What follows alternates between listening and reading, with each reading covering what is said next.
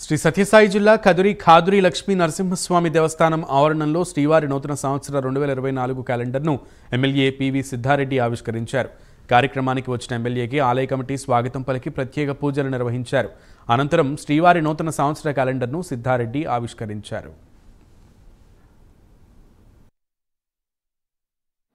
మంచి పనులతో మంచి కార్యాలతో ఆ యొక్క 2023 సంవత్సరాన్ని పూర్తి చేసుకోబోతున్నాము.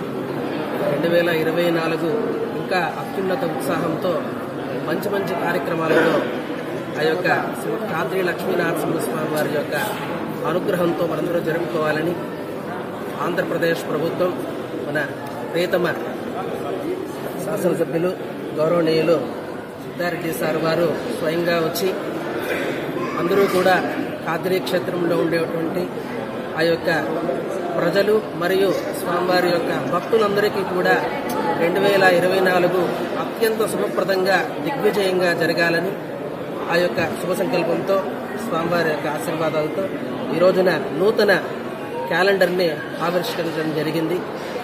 ఖాద్రి లక్ష్మీనరసింహ స్వామివారి క్షేత్రంలో ఈరోజు పాలక మండలి సమక్షంలో ప్రారంభించడం జరిగింది.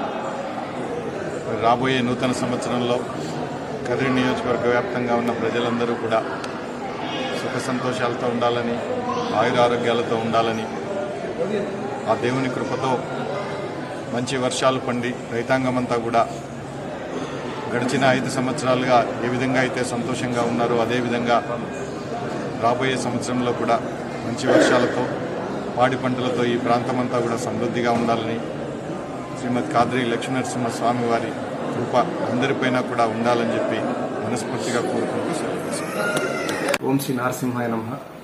ఈరోజు శ్రీ నరసింహస్వామి దేవస్థానంలో స్థానిక శాసనసభ్యులు శ్రీ సిద్ధారెడ్డి గారు దేవస్థానం చెందినటువంటి 2024 సంవత్సరం క్యాలెండర్ని ఆవిష్కరించడం జరిగింది. భక్తులంతా కూడా ఈ యొక్క క్యాలెండర్ను వారి వద్ద ఉంచుకొని ప్రతిదినం దేవస్థానం జరిగే కార్యక్రమాలన్నింటినీ కూడా వివరాలు తెలుసుకుంటూ ఆ యొక్క క్యాలెండర్లో ఉన్న వివరాల ప్రకారము స్వామివారి దర్శనం చేసుకుని స్వామివారి యొక్క కృపకు పాత్రలు కావాల్సిందిగా కోరుకుంటున్నాము. ముఖ్యంగా ఈ క్యాలెండర్లో స్వాతి నక్షత్రము మరియు వివిధ పండుగలు, వివిధ ఉత్సవాలు అవన్నీ కూడా వివరంగా పొందుపరచడం జరిగింది.